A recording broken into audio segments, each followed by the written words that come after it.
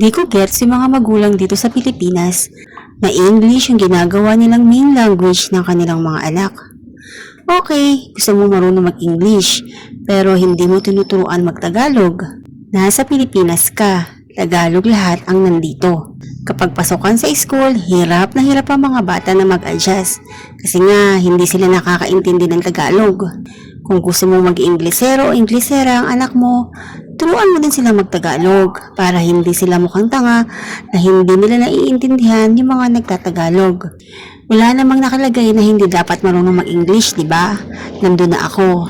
Ang point lang, kung gusto ninyong mag-English, turuan nyo rin sila ng native language nila. Tagalog, Bisaya, Ilocano o Kapampangan at kung ano man ang language ninyo dito sa Pilipinas. Ito ay aking opinion lamang. Bilang isang Filipino teacher, siguro mainam na i-balance yung dalawang language. Hindi kasi maiiwasan na may mga ibang batang lumaking fluent sa English. Pero hirap naman mag-Filipino. Mayroon din naman na fluent mag-Filipino, pero hirap din naman sa English.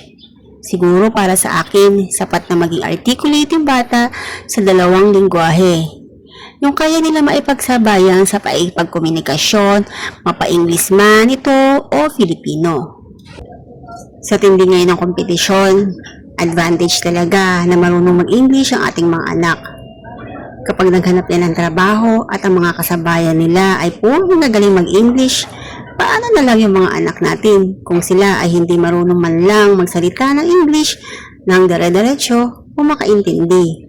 Panigurado, hindi sila matatanggap sa kanilang posisyon na ina-applyan. Kaya dapat maging balanse, marunong mag-Tagalog at marunong ding mag-English. Depende siguro talaga.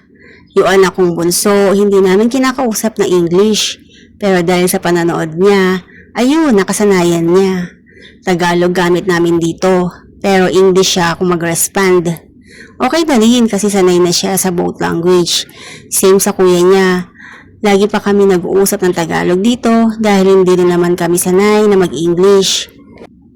According to a study, a child can learn up to 5 languages at the age of 5. Some parents are skeptical about teaching their kids 2 languages because they think the kids would be confused. My friend's daughters speak 4 languages: German, French, Italian, and Filipino. I don't see any issues about it. Sometimes, some parents even seem proud to say na English speaking ang kanilang mga anak. Hindi sila marunong mag-Tagalog. But honestly, I think some people see it as social. For me, it's not really something to be proud of if a child only knows 1 language. What's more admirable to me is when they can speak and understand both English and Tagalog well. Dami kasing social climber. Sama mo na dyan yung mother-in-law ko na pinagbabawalan kami na magpatugtog ng bahay kubo. Dapat daw English lang. Hindi ko naman siya sinunod. And now, my 4 years old can speak both English and Tagalog and I'm so proud of it. Minsan, hindi naman magulang yung problema. May mga kakilala ako kahit Tagalog kausapin yung mga anak nila, English pa rin ang isasagot. Papipilit mo ba sila kung mas komportable sila na mag-English kaysa mag-Tagalog? I think it depends on people's perception. We train our kids to be bilingual. My son started English talaga because we wanted him to learn that way. Not to mention that most of nursery rhymes nowadays ay English na din. At hindi naman natin maialis na effective sila. At yung other educational kids channel na din talaga ay English ngayon. But then, we talk to him at home English at Tagalog. At 4 years old, may galing na siya sa both language, Tagalog at English. And he can speak and understand both. It's how you trash your own kids' capacity. Kami nga na nandito sa Amerika, pinipilit namin matuto ang aming mga anak na magsalita ng Tagalog at Bisaya.